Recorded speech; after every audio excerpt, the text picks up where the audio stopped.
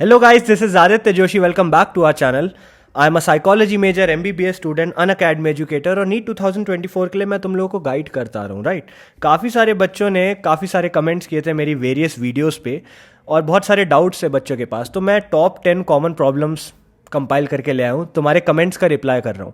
अगर तुम्हारे पास कोई भी डाउट होता है तुम कमेंट सेक्शन में लिख सकते हो ना, I address you in the similar way. सबसे पहला question, I started scoring 620 in full syllabus Aakash test, had joined you when I was at 385, but अब रिवीजन के लिए टाइम नहीं मिल रहा है भैया, 620 से 650 कैसे जाना है।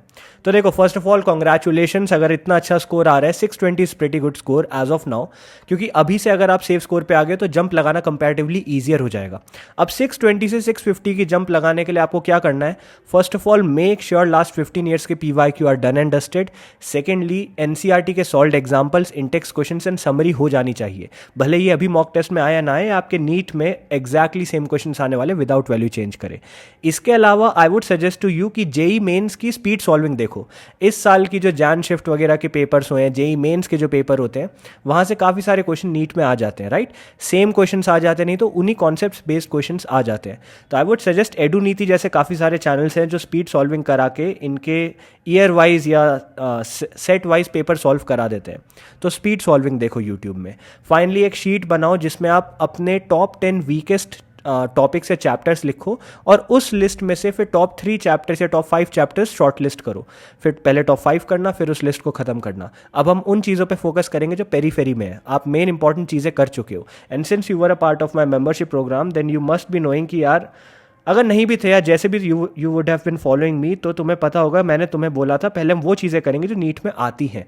Since you have done that, अब वो चीज़ें करो जो नीट में आती है लेकिन उतनी इंपॉर्टेंट नहीं है, पेरीफेरल छोटे छोटे chapters. Okay, second question, NCERT में क्या क्या करना है मिनिमम फिजिक्स एंड केमिस्ट्री में। देखो, फिजिक्स एंड केमिस्ट्री में मिनिमम क्या क्या करना है, तो पहली बात तो NCERT के सॉल्व एग्जाम्पल करो, एज इट इज आएंगे। NCERT में से क्या क्या करना है बताता हूँ, solve example, intext question, summary, points to ponder की टेबल्स, डायमेंशनल फॉर्मूला की टेबल्स जो चैप्टर के लास्ट में समरी के नीचे दे रखी है, अंदर चैप्टर के बीच में जितनी टेबल्स दे रखी है उनकी वैल्यू मत रटो लेकिन उनकी सीक्वेंस रट लो, सीक्वेंस पूछेंगे। इसके अलावा मैंने एक लिस्ट ऑफ टॉपिक्स बनाई थी और मेरे टेलीग्राम पे भी तुम्हें मिल जाएगी, पिंड मैसेज में होगा, स्क्रीनशॉट्स होंगे वो, ठीक है। वो सब कर सकते हो। वो topics last I guess 5 to 6 years में मैक्सिमम रिपीटेड टॉपिक्स हैं, तो तुम वो कर सकते हो। इसके बाद मैं चाहूँगा तुम लास्ट 15 ईयर्स के मिनिमम प्रीवियस ईयर क्वेश्चन तो कर ही लो। दिस इज मिनिमम जो तुम्हें फिजिक्स एंड केमिस्ट्री में करना है, अगर तुम्हें 120 से 150 के बीच में नंबर चाहिए।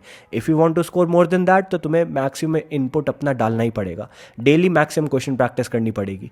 फुल सिलेबस मॉक टेस्ट लगाओ फिजिक्स एंड केमिस्ट्री का, भले ही तुम फिजिक्स केमिस्ट्री बायो का मत लगाओ लेकिन एटलीस्ट सब्जेक्टिव तो लगा ही दो। ओके, क्वेश्चन नंबर 3, ऑर्गेनिक के लेक्चर्स लगाए लेकिन क्वेश्चंस नहीं बन रहे हैं, कन्फ्यूजन होती है, क्या करें।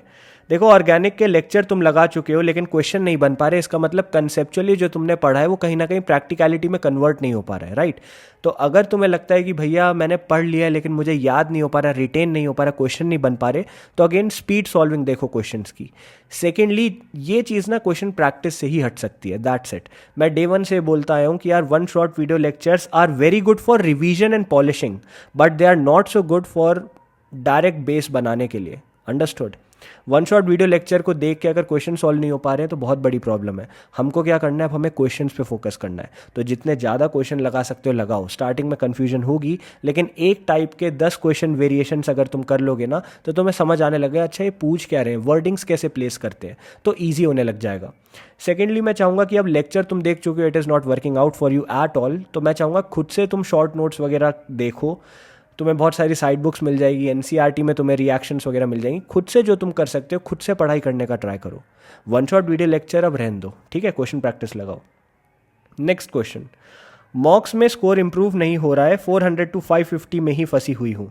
अच्छा देखो, मॉक टेस्ट में अगर स्कोर इंप्रूव नहीं हो रहा है तो पहले एनालिसिस करो, देखो कि भैया मेरा स्कोर क्यों नहीं इंप्रूव हो रहा है, क्या नेगेटिव ज़्यादा हो जा रहे हैं, सिली मिस्टेक ज़्यादा हो जा रही है, या कुछ टॉपिक ऐसे जो तुमने पढ़े ही नहीं और पेपर में आ जा रहे हैं।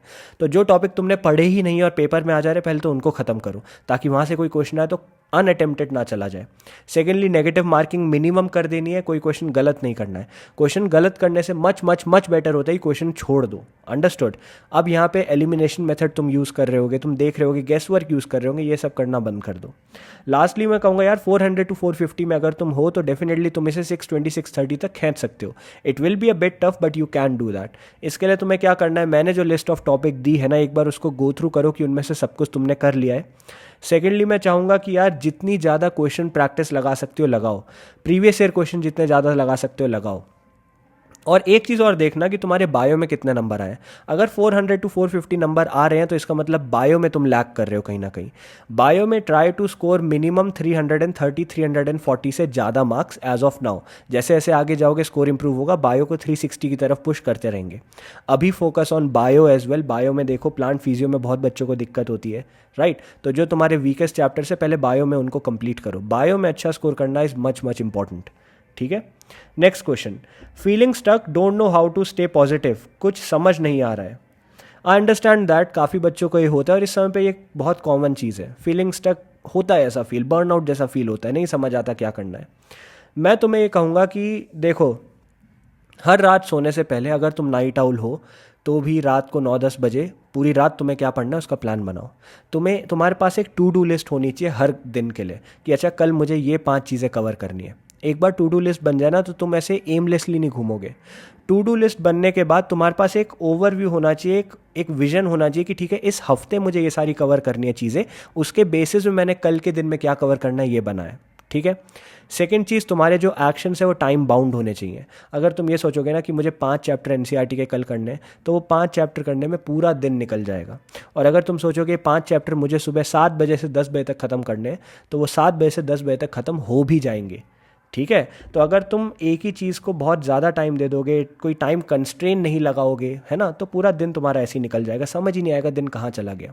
हम नहीं चाहते ऐसा हो क्योंकि टाइम बहुत कम है। सेकेंडली मैं ये भी ज़रूर कहूँगा कि यार जो भी तुम गोल्स बनाओ वो रियलिस्टिक बनाना। ऐसा नहीं कल पूरी बायो एनसीईआरटी पढ़ लूँगी, कैसे पढ़ लोगे। तो जो तुम्हें औकात के हिसाब से ठीक लगे, जो तुम्हें इच्छा के हिसाब से ठीक लगे वो करना, औकात और इच्छा के हिसाब से।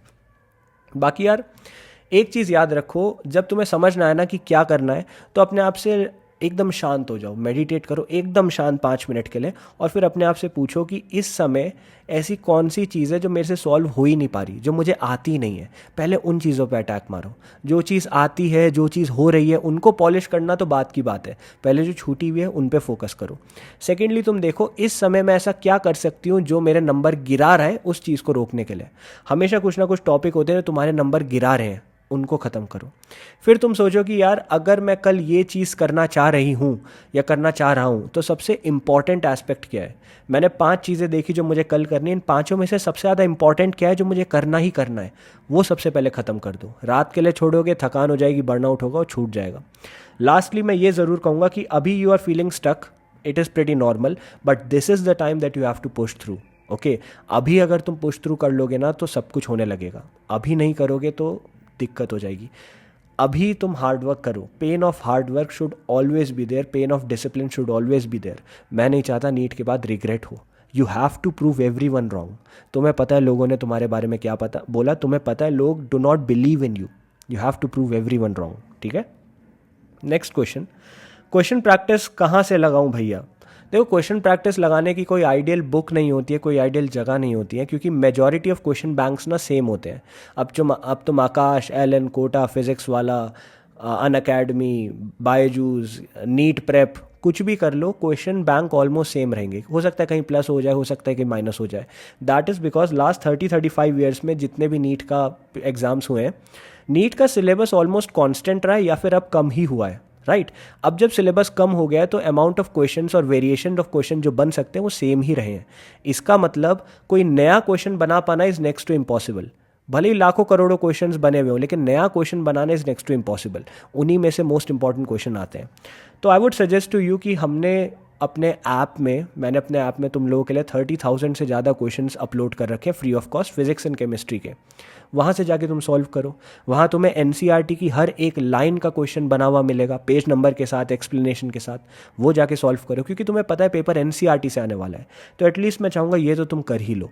अगर तुम्हें लगता है भैया फिजिकली क्वेश्चन नहीं हो पा रहे प्रैक्टिस, हमें ऐप वैप में नहीं जाना, नहीं करना ये सब, तो यूट्यूब में देख लो। यूट्यूब में बहुत सारे एजुकेटर है जो स्पीड सॉल्विंग कराते हैं, जो जल्दी जल्दी पेपर सॉल्व करवाते हैं, जो क्वेश्चन प्रैक्टिस करवाते हैं। एक एक वीडियो में 100 क्वेश्चन प्रैक्टिस करा देंगे।